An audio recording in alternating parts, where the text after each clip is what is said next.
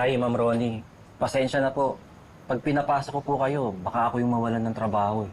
Okay, fine. Pero sabihin mo kay Wilfred that I'm here. At may importante akong sasabihin sa kanya. Nauna! At siguraduhin mo nakakausapin mo talaga si Wilfred, ha? Dahil kapag hindi mo sinabi, papasok ako dito sa ayaw at sa gusto. And I swear I'll make a scene.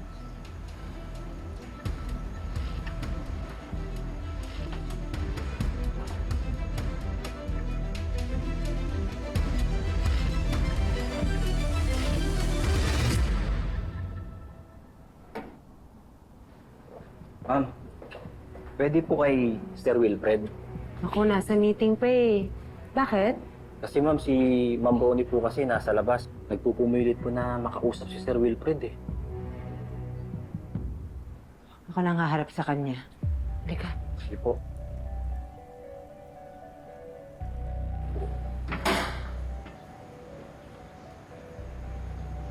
Ano naman bang kailangan mo, Ronnie? Bakit mo gusto makausap ang asawa ko? Sigurado ka ba na gusto mo marinig ng mga guard yung sasabihin ko? Baka mapahiya ka. Baka mapag-chismisan ka pa, concerned lang. Ano na naman bang pinagsasasabi mo? Iwan niyo muna kami. Ma'am Ronnie, hindi po pwede. Boss po namin si Ma'am. Hindi po namin siya pwedeng pabayaan eh. Oh, well, relax. Wala naman akong gagawin dito sa boss mo. Tsaka hindi ko sasaktan yan dahil ayaw ko rin namang makasuhan. I just need to tell her some things na secret. So, if you know what I mean, Loren, you better tell them to leave us alone.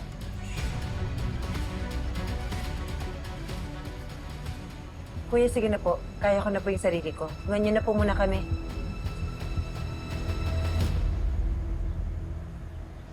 Ano na naman ba to, Ronnie? Hindi ka ba napapagod sa ginagawa mong panggugulo sa amin?